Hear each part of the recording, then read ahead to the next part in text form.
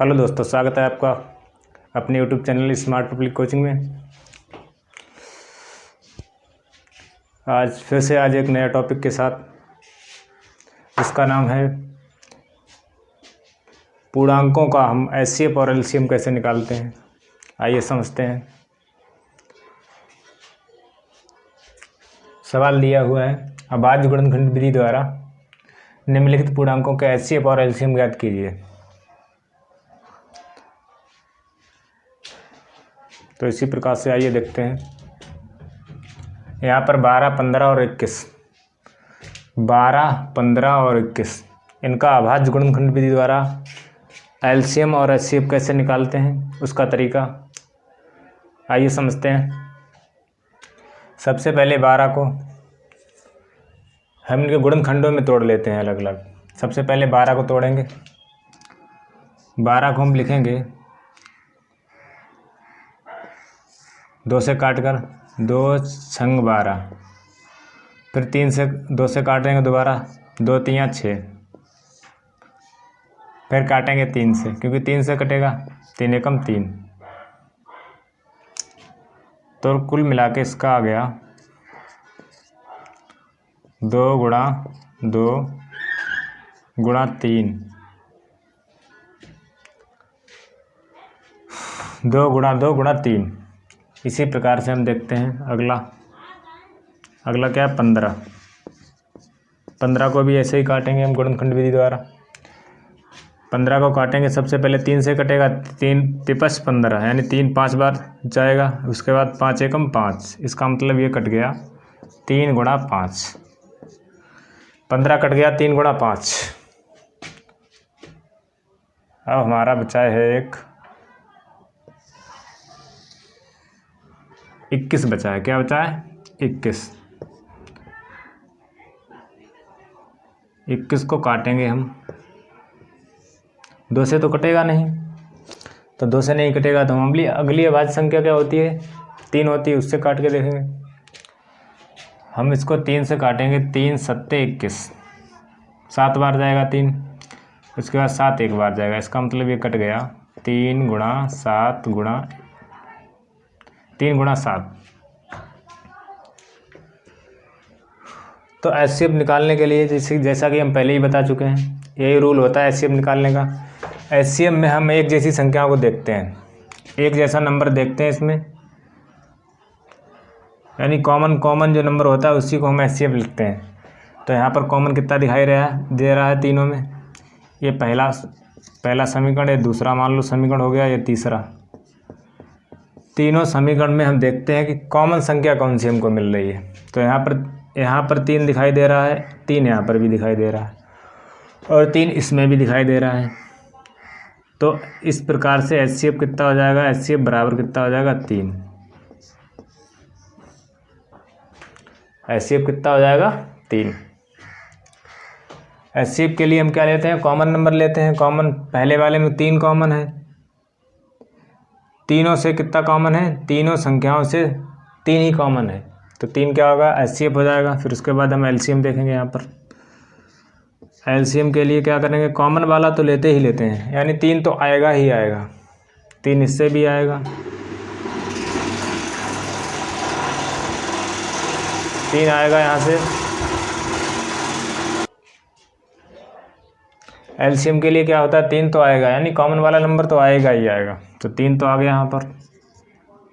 अब यहाँ पर कितना बचा? 7 बचा। ठीक है, यहाँ पर कितना बचा था? 3 तो यहाँ से भी आ गया। यहाँ कितना बचा? 5 बचा। अब इसमें देखेंगे कितनी बार 2 बचा। यहाँ पर 2 बचा 2 बार, 2 गुणा 2। यहाँ 3 तो आएगा ही आएगा, क्योंकि 3 सब में कॉमन है, तो 3 आ गया एलसीएम के लिए। उसके बाद जो बचे हुए नंबर को भी लिख के गुणा करते हैं, तो बची हुई संख्याओं की, यानी बचा यहाँ पर 2 गुणा 2 बचा, तो 2 गुणा 2 आ गया। उसके बाद यहाँ पर 5 बचा, 5 की गुणा होगी। यहाँ पर कितना बचा? 7 बचा, तो 7 की भी गुणा होगी। कुल मिला के हमारा कितना हो गया? 7 तियाँ 21, 21 पंजे 105, 105 दूनी 210, 210 दूनी 420, 210 दूनी कितना आ गया? 420। 7 या 21, 21 पंजे 105, 105 दूनी 210, 210 दूनी 420। ये हमारा क्या आ गया, एलसीएम आ गया। आइए दूसरे सवाल में समझ लेते हैं। इसी प्रकार से एक और सवाल है 8, 9 और 25। 8, 9 और 25 का हमें क्या निकालना है, एचसीएफ और एलसीएम निकालना है। तो यहाँ क्या है 8, यहाँ पर कितना है 8। तो 8 को हम काटेंगे 2 से, तो 2 दूनी 2 चौके 8, 2 चौके 8। अब यहाँ पर 2, 2 दूनी 4, फिर उसके बाद 2 एकम 2, यानी कुल मिला के ये कट के 2 गुणा 2 गुणा 2। ठीक है, गुणनखंड विधि से क्या आ गया, 2 गुणा 2 8, 3 बार आ गया 2।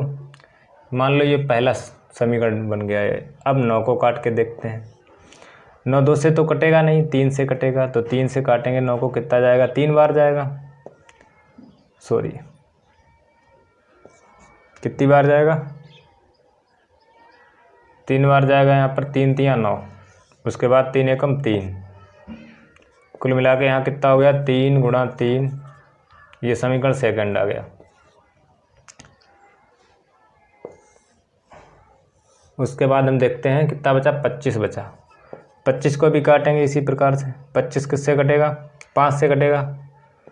5 25, 5 एकम 5। ये क्या आ गया, 5 गुणा 5। ये समीकरण मान लो थर्ड हो गया। अब तीनों समीकरण में देखेंगे एक कॉमन संख्या कौन सी मिल रही है। तीनों में क्या देखेंगे, कॉमन संख्या कौन सी मिल रही है। तो यहाँ पर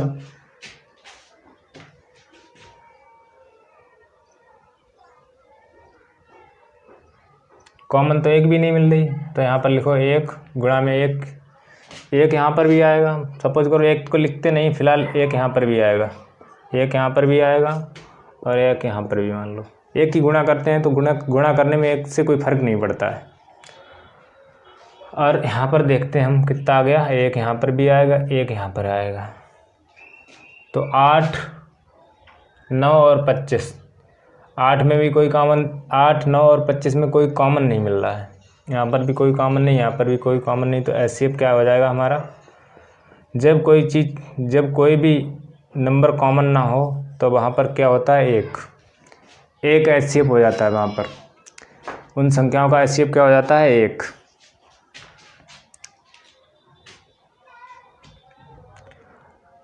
रही बात एलसीएम की। एलसीएम के लिए क्या करते हैं हम, एलसीएम के लिए सबकी गुणा कर देते हैं। यानी यहाँ क्या करेंगे हम, 8 की गुणा करेंगे 9 में, 8 गुणा 9, 8 ने 72, कितना आ जाएगा 72। 72 गुणा 25 में करेंगे, 25 दूनी 50 का 0, हासिल लगा 5 और 25 सत्ते 175 और 5 180। यानी एलसीएम कितना आ गया, 1800। 1800 क्या आ गया हमारा, एलसीएम आ गया। और एचसीएफ कितना आएगा, 1। इसी प्रकार से जब किसी भी संख्या में कॉमन नहीं मिलता है तो वहाँ पर हमारा क्या होता है, एचसीएफ 1 होता है। ठीक है, आइए दोबारा समझ लेते हैं। सवाल कह रहा है अभाज्य गुणनखंड विधि द्वारा निम्नलिखित पूर्णांकों के एचसीएफ और एलसीएम ज्ञात कीजिए। सबसे पहले क्या सवाल मेरा, 12, 15 और 21। 12 को हमने गुणनखंड विधि द्वारा इसको तोड़ दिया अलग अलग, यानी 2 गुणा 2 गुणा 3 गुणा 1।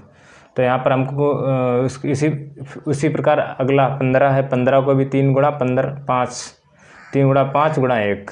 ठीक है, उसी प्रकार से 21 को भी गुणनखंड विधि द्वारा फैक्टर इसके यानी गुणनखंड कर लिए हमने, तो 3 गुणा 7 आ जाएगा। अब हम जो तीनों समीकरण बनते हैं उन तीनों में क्या देखते हैं, कॉमन देखते हैं। तीनों में देखते हैं कॉमन संख्या कौन सी दिखाई दे रही है मुझको, जो मुझे कॉमन अंक मिलता है वही लिखते हैं एचसीएफ। तो यहाँ से समीकरण 3 से समीकरण 1 में क्या 1 2 और 3, तीनों में क्या है 3 कॉमन है, तो 3 हमारा क्या हो जाएगा एचसीएफ।